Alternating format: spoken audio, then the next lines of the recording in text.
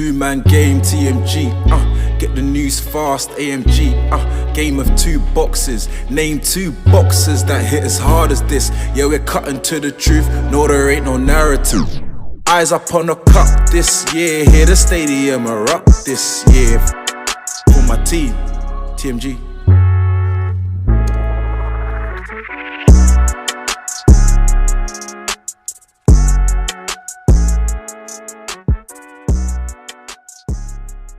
Episode 85 of the two-man game. 85, You yeah. sound unsure. I know, man. You I know, need to it's- ask you, know you it's tell been a me. bit. It's been a while since we've been in the studio. Yeah, it has been. TMG. It's been a long while. Everyone's been here, they're everywhere. And last time, someone did the episode for us, taking about 1 hour to set up. Bro, 1 hour to sell. Shout out to him though. I'm in the building. The building. He's out though. He's Shout out. out Jersey, Shout out Jersey, bro. man. That was a good one. That was good. Back to our usual scheduled programming. It's good to be back. How you been? I have been good. Surviving. Surviving. You know? Survival of the fittest. Yeah, outside. You playing football still? Nah, I'm injured, bro. Is that Yeah. still your back? Your back still hurt? Yeah, I'm an old man now. I can just about coach the young G's. Even though when they How fire the bad ball, is your back? it's just discomforting. So you look. What's happening with his gender then this season? Yeah, I'm in baking. I'm going to the pre-season games. I'm supporting from the back. Then let me get back to football for you. Hey, if you do, might as well come join Agenda. We need some players. I'll We're only always join. looking for players. I'll only join Agenda to for fitness for the next year. I'm not ready to play football for 1 year. I'm ready to play football You must for 1 come train and get your fitness up. year. Yeah, that's what I'll do. And For my come knees next back. season. For next season play. Oh, yeah, man. Come work out. Well, I'm getting skinny. That's life, man. You know how it is. But we got a fun-packed episode today. I know there's it's off season. It's quiet time. Football's about to come back. Basketball's deep in its off season, but there's still a lot of storylines we can touch on. And I guess touching on the main storyline is KD. Kevin Durant, Kevin Durant, What- coming off his worst playoff performance I've ever seen him do. One of the all-time fumbles. You know, as they say, that's what separates. Sorry to go to, but that's what separates Jordan to the rest of the guys. Everyone has a huge black mark on their resume. Jordan kind of. He did lose like first round to Bucks. We don't. Yeah, you can lose, and like I said before, you can lose to teams you're inferior than, just as long as you do your part. Jordan done his part, but everyone else they have Tradick Johnson. I believe Larry Bird. He had like 2 games in the final, scoring 8 points. But he still won that final. He still won that final, so it's not as bad as that was. You got Kevin Durant against the Celtics last year. You got LeBron, obviously, his Mavs series. Steph Curry, the last few games of 2016, losing the 3-1 lead. Everyone has a black mark against their name, pretty much. It's tough, man. Except for Jordan. It's tough. Basketball is a tough game, you know. I guess the easiest way is you should win when you're supposed to win and lose. If you win when you're supposed to win and lose when you're supposed to lose, that's fine. That's fine. That's what people justify. Like, for example, LeBron's one is he lost against that. His performance against Dallas. That's when Miami were probably favoured. They should have won that series. What? Was it up 2-0 or 2-1? I know 2-1 up, Yeah. 2-1, and then they crumbled. So that's where LeBron's one is the marker. The Durant one is not a win when you're supposed to win or lose when you're supposed to. It's just that his performance was so bad. It was awful. He's shooting splits in that. No, in that- It was deplorable. well, man, bring like the big words for that. Deplorable. That's what you should call the episode. That's what I'm gonna call it, deplorable. Getting your vocab bag. I have a vocab list on my notes page, you know. Always reading, always listening. Because I saw that word recently. I haven't seen that word in a minute. That's a great word. Deplorable. What does it mean? It means it's very, very, very, very bad, essentially. It was just, He stank. it was awful. It was awful. It was a disgrace to his name. But at the end of the day, Kevin Durant acts like, you know, he just says he just goes out to ball. Man, put some respect on basketball if that's the performance you're playing. Put some respect on it. Put some respect on the art that is. All these basketball players say, oh, the love of the game and the artistry and the respect. But you went out there and played the worst type of basketball. You played ISO ball. And it didn't work. You hear this. They all say, one of the things you always say, everyone wants to win, but it's on their terms. Like, he's playing on it. That's not the way. He's not conducive to winning. It's not one-on-one basketball. Catch the ball at L. Let me send me this guy. Play within a system. Play in a fluid system. It's not you deferring to Kyrie. It's not you deciding, you know, I need to get the ball at the top of the key and then make decisions. It's to play within a system where there's clogs and everyone should know what they're doing. The Nets, under his leadership, as he's not an alpha, whatever he is, he just comes out to play basketball, but he doesn't understand the nuances. He's a gamma. Yeah, beta, whatever it I believe is. it's a mixture of beta and alpha. I'm sure one of the people that are all into that stuff, they can, you know, They can tell you more. brush up on that, or correct me if I'm wrong, rather. 'Cause I looked up recently. I was having a discussion with my guy Will, and I believe it was maybe someone else, and I was going through the titles, and I believe Gamma's a mixture of alpha and beta. Yeah. You know, when you go and talk to a man and you say, "Oh, are you an alpha?" It's a question. You know, every man's not gonna respond to that because you know they're just throwing it in the bin. Girls like asking that stupid question. Then I asked him what. Oh, you're an alpha. I don't think anyone asked me that from what I can Has no recall. one asked you that? I don't believe so. I saw someone saying that if you're not the leader in your group, thumbs down or something. Thumbs down. I don't understand. So that. what are you in your group? I'm just like, guy. Yeah, girls go. They said the girls go to the nail shop. They can't even ask them to change the colour of their nails, fam. When they No, I fair enough. If you want to ask about man, you want to lead a call. But what are you in your own group? I don't know what they're on there. What are you? I don't know. All this status, all this social status is just a mirage. It's just tricking you. It's tricking you, man. I know a lot of men that have scooped off social status. I don't know how they do it. Maybe I need to get my social status up. Social currency. It is. It's a form of currency. More valuable than actual currency. I don't know, man. I don't go around Fake it till you make it. If you fake it till you make it. But in this, there's a status. There's a status called Durant. You're the leader. You're the person that everyone looks to, and he doesn't want to take that responsibility. It's fine. If you just want to go out and play basketball, there's something called the street court. You want to just go to the street court, go to Rockers Park, and you can play basketball there. Don't come to the NBA if you don't want to take Tony Grammar. Tony Glamour, come play on a Sunday. This is serious basketball. You're getting paid here. You want to win a championship. That's the ultimate goal. And you don't want to show the intangibles to lead. Although now, there's trade talks saying that the Celtics are going to offer Jaylen Brown, Derek White, and a first round pick for KD. He's going to go to the Celtics where there's alphas in that dressing room. They're smart. He's an alpha. Like, that's an actual leader. For what he is, he sets the tone. He sets it. He's not gonna back down to KD. He will tell KD as it is, as he told Tatum and Brown. It's so funny. The Celtics is built so differently to the teams where the star player is the alpha. In this one, the star player Tatum is not the alpha. He's actually smart. He's the glue. He holds it together. Yeah.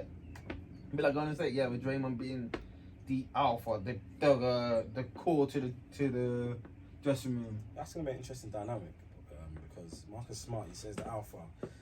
Obviously, patterning or telling Tatum and Brown what to do, not so hard. They are gonna need having one year, even though they're probably our better players than you, especially Tatum. Yeah, they both are better players. To be fair, so it's not like KD. It's not like back when he joined Golden State. He's actually won now. He's got Finals MVPs. He's one of the best players of all time, top 15 by most people's accounts. He's smart. You haven't won yet, so for you to try and put KD in his place, it's gonna be hard. I want to see how that dynamic is squashed. I see what you mean. But at the end of the day, I don't think Smart is anyone that backs down to anyone. No, I don't think he'll back down. So whether KD will receive it. What he's saying, like, because he's in a way he's gonna tell him KD what to do, and KD's like, bro, I've done it. Yeah, I've won. I've got chips. So that's the thing with KD. Maybe they can have a dual partnership. Who knows? But and then maybe Smart will be the voiceful, heart of the team, where KD will just be the best player. And that's the case. Then I can see that working in a smooth manner. But I can see there being some growing pains to begin with. Of course, KD. I don't know. This KD doesn't want that responsibility. So whatever, if Smart does behold himself to this level where he's like, I hold everyone accountable. I hold myself accountable. I also set the tone. KD just got to fall in line. You're coming into my organization. You're coming into. I'm here originally. You're never gonna be one of us. You're just here as an auxiliary piece. That's it. You never know. This team has won. If KD wins and is the best player, it's not like Golden State where they won before you. But they're gonna have to accept him. Homegrown talent goes much further than someone that you just brought in. It's like saying, for example, when you're playing football, someone that's come through the academy and it's become a star is much more revered than someone you just brought in. For the most part, but this is a different dynamic. I mean, if you bring someone in that is, like I said, one of the best players of all time and has already won, especially just comparing Smart to KD. Smart easily comfortably a way inferior talent. Not to say Smart's a bad player, Smart's a very good at user player, but KD's on a whole completely different planet. And you both, Smart has won, KD comes and wins, and he's the best player. They may hold KD up there as another one most revered. If you're comparing KD to Tatum, that's a different story. It's like, well, there's comparisons of this for Celtics when they brought in guys. They brought Garnett. Yeah. They brought in Allen. Yeah. I guess KD won't really have the same kind of impact as a Garnett if he was to go to the Celtics, because that's not the type of player that he is. He's not a defensive stalwart. He doesn't provide the organisation and passion to the team. So I'm not. KD just has to fall in line, and I think he'll be happy to fall in line because, as he says, he just wants to hoop. If everyone else takes on the other responsibilities, it's like when you're a chief executive of a business, you can't be holding a diary. Someone else has to do that. All the little things, you're just there for small decisions. That's where KD is at his moment of time. Like, he doesn't want to take part of all these auxiliary parts, all these moving pieces. He doesn't want to be having to build a relationship with all the little players. He just wants to play basketball. Let Smart take on. This is their team. I just come in and ball. Like, with the Nets, he's got so much responsibility. Him and Kyrie, he doesn't know how to handle it. And Kyrie in himself takes the responsibility because he wants it. But he doesn't know what to do when he has that much power. He just messes up. He hasn't got the intangibles. Like I said, he's a gamma. Alpha talent, beta, leadership, or intangibles. So you're saying the best deal is for Brown, Derek White, and some picks and some before I would have had Ayton as the best deal. Yeah, I had those. I had Ayton as the best deal because you could have done Ayton, Bridges, and possibly you could have got maybe thrown in Johnson or Crowder into the deal. So then you get the all-star level talent and you get a developing piece in Mikal Bridges. And then we'd have got picks as well. Like a 3D guy and Johnson or Brown, what's his name? Crowder. Yeah. I mean, another good deal that's caught my eye is the Raptors. I believe Scott Barnes has got a lot of potential. Mm-hmm. Who knows, maybe he can become an all-star level player, maybe a bubble MVP style player, who knows. Then you got guys like OG, who's another very good 3D player. Maybe at his best, could probably squeak an all-star. Then you got Gary Trent Jr. or the other side of that same Raptors deal. You could do Pascal Siakam, an all-star level player, and OG, plus multiple first rounds and multiple swaps. But what does that make Nets now if you do that trade? You're still not a contender. You're now a mid-level. You know, you're gonna have to rebuild a bit, but I'd rather do.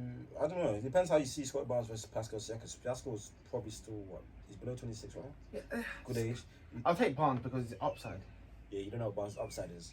So or maybe you could do Barnes and Pascal straight up, and then first round picks and swaps. Barnes, Pascal, and the deal that will gut out a lot of. You want to go to a team like that when you guess for a trade. You want to go to a team where they'll still have enough pieces for you to compete. If you lose Barnes and Siakam, you kind of deplete what the Raptors can really do. You want to keep at least one of those pieces because it's like now you're back to where you probably were when Kawhi is there. That's how good you probably be. And the team won a championship. And the team won a championship. So if you probably trade, you could probably trade. If I was looking, I would probably trade Siakam. I'll trade Siakam and then probably have to get rid of another contract, maybe Gary Trent. I'll trade those two and then get KD. Next, accept that. I was saying Siakam and OG. Siakam and OG, but then you're losing two wings. That's two good wing pieces. Yeah. It's like you have to make the trade off. I think if you look at the trade offer, so you got Toronto. You have the Suns are now out of it, really. Yeah. The Celtics. Who else can even give an offer? Miami is always lurking. That's the thing. Miami's always lurking, but the best player they can really offer is Tyler Hero. They can't get banned because they can't have two players on a max level extension. So that makes it a bit difficult. And then everyone else, there's contenders. They're just contenders. They don't really have any picks. Like Memphis. If Memphis was to do it, who are you trading? What, Brooks? Saying Brooks and Jaron Jackson Jr. 3 future firsts. At least 2 unprotected. Then what does that make the Nets? The Nets are not. They're not. I think that for legacy talk, that would be the best move because now KD joins the team that they're starting to build a budding rivalry with Golden State. Yep. They've had a couple series. They've had a playing game. They started to. They're talking around and that. And if he was to push them over the edge against Golden State, kind of makes his story sound a little bit better. Yep. So that would be a good trade in that respect. But aside from that, That's not enough. I wouldn't. Brooks and Jamin Jackson, nah. Or Bane. When I saw this, I was thinking more Bane and Jamin Jackson were more palatable. That's the future for us. But then aside from that, no, what? That's not.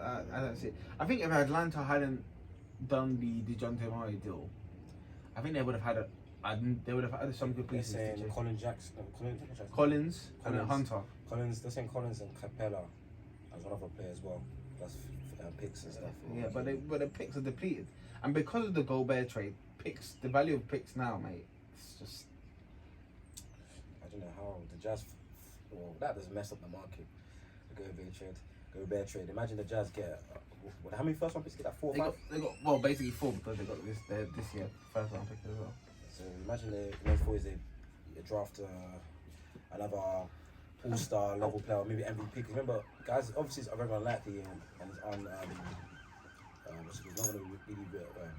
not really replicable on a consistent basis.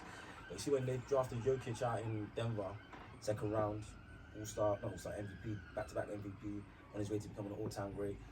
Yeah, you can draft guys like Draymond as well. Chris Middleton, I believe, was second round as well. Yeah. So if you do it smartly, get into your scouting network, you never know. Those picks could be very, very valuable in the end. But obviously, picks are not, they're not trusted commodities, they're not entities. But we live in a world of now, so no one can.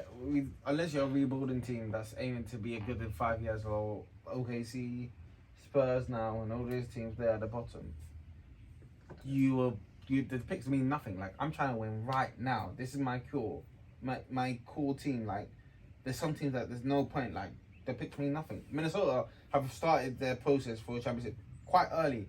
Because Edwards is 20 years, 21. Cat, I don't know if Cat is good enough. Is he gonna now take the second star? Because they have, for them to win, Anthony Edwards has to be the best player. Anthony Edwards, Cat, and then Gobert's their third best? Yeah, third best. And then you got D'Angelo Russell. They're gonna have to trade him. Why you want to trade Russell? You don't believe he wasn't good enough in the last series, and I don't really believe in him. He got a lot of talent, at least on offensive end, but when he matters the most, I don't really believe in him too tough as well.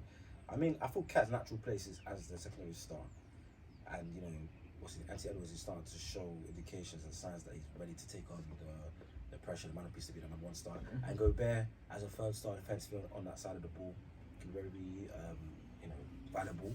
However, I would say in the playoffs he becomes so useless. Even Cat is useless in the playoffs. He's just lucky that he doesn't score. On a defensive end, then you got 2. If it comes to crunch time, you face a Dallas who people don't really respect Dallas this much this season, obviously, but they play 5 out against you, and you got Cat and Gobert.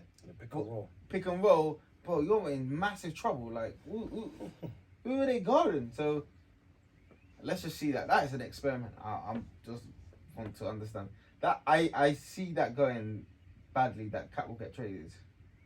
Yeah, I'm always surprised half the season when Cat gets traded somewhere else. Yeah. And to this Cat, he can help certain teams, especially teams that have good two-way players. Him as the big can somewhat help him out, hide him. Yeah. I don't see Cat spending all his time. I don't see him seeing out his career in Minnesota because he's had so much time there and they really haven't done anything. You think Cat could do well on the Heat? Just hypothetically speaking, you think him and Bam could play together because Bam is flexible. The thing is, will he buy into playing defense? Because think about it, when you've been in the league this long and you've had your own way, like you've been the main star, you've had your own way. Are you willing to now? It depends, like we say. You want to win. And plus, Jimmy Butler's there, and Jimmy Butler. Oh, it's true. Yeah, I forgot about that. Depends. Do you want to win? You want to win your way, or do you want to win the actual most efficient manner? That's like like I said before, even at all sorts, I see guys not willing to play defense. It shows you that you don't really want to win that much, and you want to win your way. And to be fair, you provide for your family, getting paid bucket loads. You've made a career, do what you love, and then winning maybe is not as important as everyone as we think. So it's true. And it's not that important, man. Money is the most important. Damien Lillard told me that money. Yeah, money. When you get 60 mil a year on there. Well, that's what the JR says. It's just gonna rot in. He doesn't care, man. He's got 60 M's. Pay me 60 M's to rot anywhere. 60 M's. Money be talking. Yeah, it's true. Money isn't everything. Money's the only thing. I believe that's the same. Yeah. Oh man, I think there's, before we move on to Donovan Mitchell, I think there's one dark horse in that trade. It's Pelicans. They got 13 future first round picks. Yeah. that they can trade. They got Brandon Ingram. They got depth. They got pieces that they can trade. I think they can put a good trade together if they really want to get KD, and they can pair up KD with Zion. It's just about how much does Zion want to play basketball, and do you really want to play with someone that gets injured that much? And KD himself is not the most reliable and an Iron Man, so two guys that can go off any time, any given moment, because both get injured. You never know. So that's one thing, but yeah, there's options for KD.